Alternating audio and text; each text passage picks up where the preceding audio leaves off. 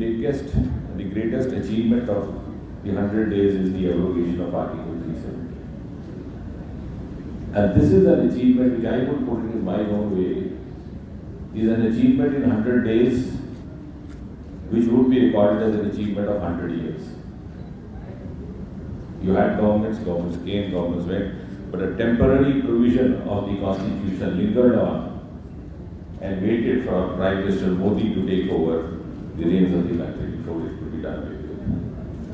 It required a tremendous amount of willpower, conviction, determination.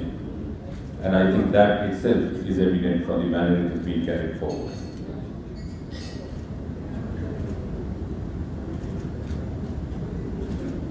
And it carries a lot of meaning when we say this or discuss this sitting in Jammu.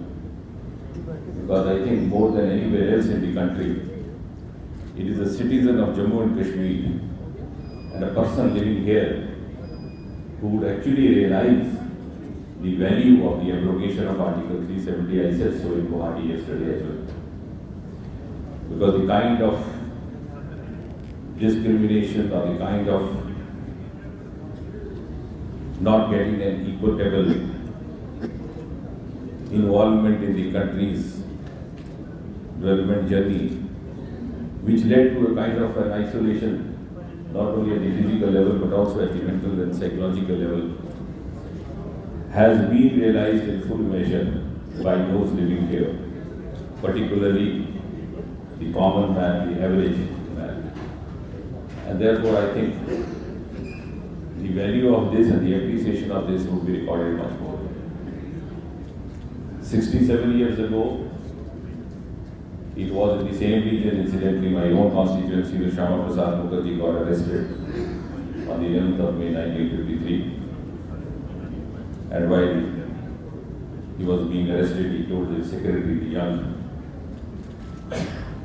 follower, Atal Bihari Vajpayee, go and tell the world that Shyama Prasad Mukherjee has entered Jammu and Kashmir without parliament, even though as a prisoner.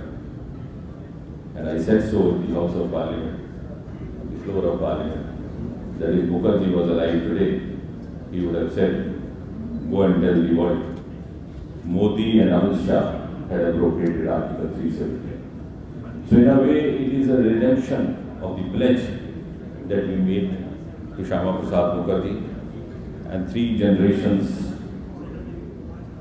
led this struggle forward and sacrificed themselves at the altar of this struggle.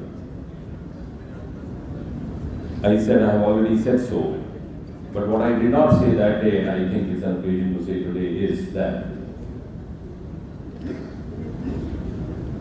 with Jammu and Kashmir and Ladakh becoming an absolutely integrated territory of Jammu of India, I think it's also an occasion to recall another redemption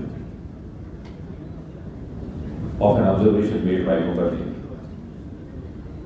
Somewhere in early 1953, around the month of January or February, during a debate in Lok Sabha, Mukherjee had raised serious concerns about certain observations made by Sheikh Abdullah at that time.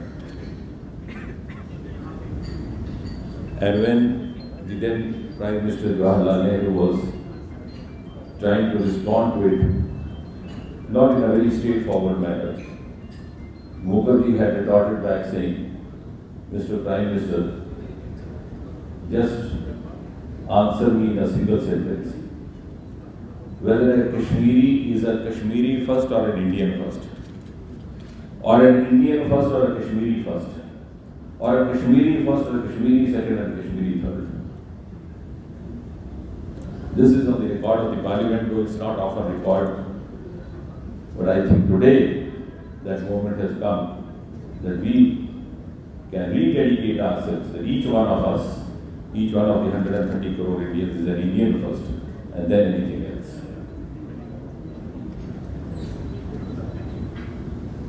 After the Burhan Wani episode in Parliament, during a debate, it was said that history would judge whether on the subject of Kashmir, because I never call it the issue, it was Mukherjee who was right or Nehru who was right. And I think that moment of judgment has arrived. The world view has come round to India's approach. Some of those countries, some of those nations of the world which were hitherto reluctant to accept India's viewpoint are now come around to India's viewpoint. And I have the courage to say so because I've been saying so all over the country.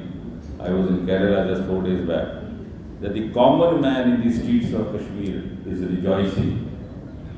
And he would realize the rejoicing even more when the benefits start arriving. It's only a handful of those who were the beneficiaries of this mayhem which carried on for years together and which benefited generation after generation. And therefore, I think the biggest achievement of the 100 days is something which is going to be recorded for 100 years. We can discuss this later if you so desire, but I have to touch upon some of the other salient features made by Neha. As she was referring to the determination, I think the determination, the resolve of the Modi government is evident from the fact